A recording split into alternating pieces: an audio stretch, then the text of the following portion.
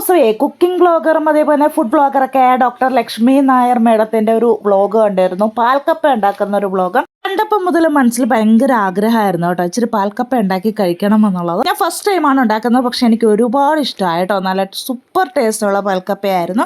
അപ്പോൾ ഇതിനോട് നമ്മൾ കോമ്പിനേഷൻ എടുത്തിരിക്കുന്ന മത്തിക്കറിയാണ് കേട്ടോ. അപ്പോൾ ഇതിനോട് ചിക്കൻ കറിയൊക്കെ നല്ല കോമ്പിനേഷനാണ്, പക്ഷെ നമുക്ക് തനി നാടൻ സ്റ്റൈൽ ആയതുകൊണ്ടിട്ട് ഈ ഒരു പാൽക്കപ്പയും ഇതിൻ്റെ കൂട്ടത്തിൽ ഈ ഒരു മീൻ കറിയും കൂടെ കൂട്ടി കഴിക്കാൻ നല്ല ടേസ്റ്റാണ് കേട്ടോ.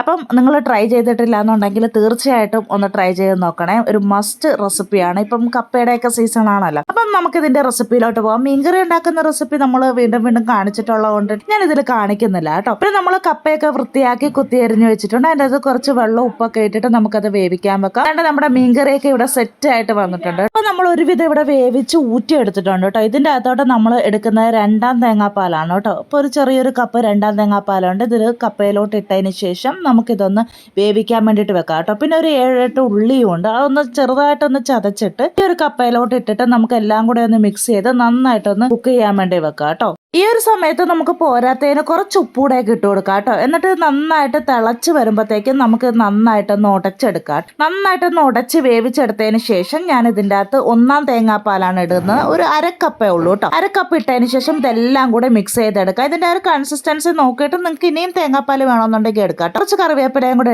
എടുത്തിട്ടുണ്ട്. എന്നിട്ട് ഏറ്റവും ലാസ്റ്റ് നമുക്ക് താളിച്ചെടുക്കാം. കുറച്ച് വെളിച്ചെണ്ണയിൽ കുറച്ച് കടുക്, കുറച്ച് കുരുമുളക്, കുറച്ച് ഉള്ളി അരിഞ്ഞത്, പിന്നെ നമ്മൾ ആവശ്യത്തിന് കറിവേപ്പിലയും കൂടെ ഇടുന്നുണ്ട് കേട്ടോ. അപ്പോൾ ഇതെല്ലാം കൂടെ ഇട്ടിട്ട് നമുക്കിത് താളിച്ചെടുക്കാവുന്നതാണ്. ഈ ഒരു താളിപ്പ് താളിക്കുമ്പോഴത്തേക്കും നല്ലൊരു മണം കിട്ടും കേട്ടോ. അപ്പോൾ നമ്മുടെ തൻ്റെ പാൽക്കപ്പ ഇവിടെ റെഡി ആയിട്ടുണ്ട്. അപ്പോൾ എല്ലാവരും ഒന്ന് ട്രൈ ചെയ്ത് നോക്കണം കേട്ടോ. എന്നിട്ട് ഇഷ്ടപ്പെടുവാണെന്നുണ്ടെങ്കിൽ ലൈക്ക് ചെയ്യാനും ഷെയർ ചെയ്യാനും സബ്സ്ക്രൈബ് ചെയ്യാനും മറക്കരുതൊക്കെ. Thank you.